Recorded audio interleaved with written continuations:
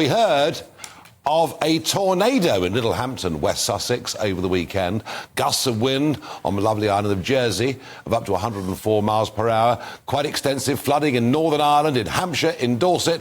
What does it all mean? Was this a major weather event or just what we would expect at this time of the year? Well, I'm joined, as I said earlier, by John Kettley, the legendary weatherman who, of course, worked at the Met Office and the BBC. John, thank you for joining us.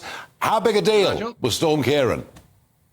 Well, it was a brute of a storm, I'll give you that. It was a brute of a storm. But, of course, it was fairly restricted when it comes down to the speed of the wind. We'd talked about the winds of 90 miles an hour to 100 miles an hour, but that was just really across the Channel Islands. Across the south coast of England, maybe 75 to 80 miles an hour, damaging enough, of course. But as you came inland, I suppose a lot of people today were thinking, well, what was all the fuss about? But many places have seen some very heavy rain, and I've just been looking at the figures. The last 24 hours, a lot of places have seen 30 to 40 millimetres of rain, and there's still plenty coming down as well. So it was a brute of a storm, and it was always going to be involved with the track it was taking. It looked like it was going to track a little bit further north than it did in the end, but it is actually moving north now up through the North Sea. So it's not finished with us yet, but the storm force winds have certainly died down. It is going to be a very breezy night, and there is more rain and certainly some more flooding to come in the next 24 hours in different areas of the country than we've seen recently. But of course, some parts, eastern Scotland and Northern Ireland that you've mentioned already, down across the southwest and coming off the Welsh mountains, these places are already saturated. Yeah. My garden is actually like that as well, and I've only had about 7 millimetres today. Some places have had a lot more than me. And John, you know, the rain's a funny old thing, isn't it? Because, you know, often we report on this programme that a hosepipe ban has come in parts of southern England, and indeed we actually had some towns and villages without water for a week that took place just a few months ago in the summer. So we moan about the lack of rain, but goodness me, haven't we had some rain during the month of October and now into November? Yeah, October, I think, was one of the wettest we've ever seen. It's certainly been a record breaker for some parts of the country. Notably, there's a place called Wattisham, RAF Wattisham in Suffolk, where they've had about 4 times their normal October rainfall. Another place, Sheffield, has seen its wettest ever, going back to 1880, something like that.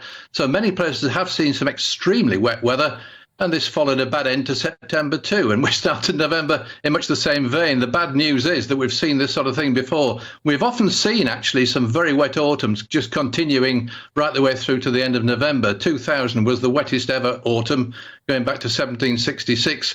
And it's not unprecedented to get this sort of weather at this time of the year. Equinoctial gales, if I can say it, is the reason for it all, of course. It's all tied into that jet stream, which produces the low-pressure systems. They track in different directions and different positions across the country, and that's the reason different areas actually see the worst of the flooding and the worst of the stormy weather.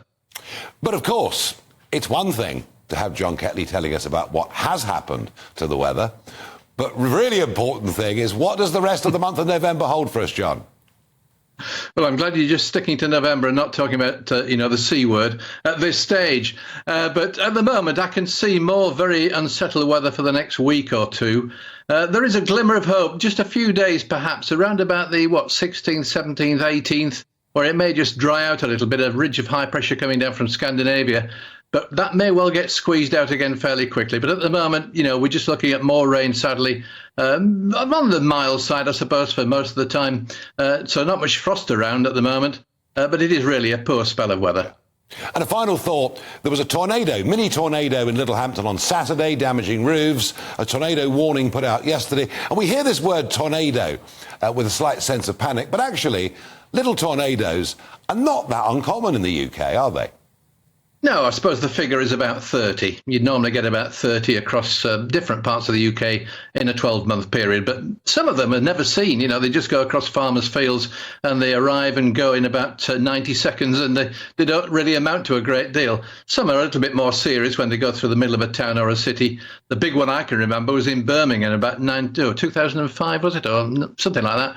A big one went through the middle of Birmingham. That was really quite severe, but hopefully and thankfully, not many do go through the main towns and cities. No, absolutely. John Kettley, as ever, a delight to have you on the programme. Thank you.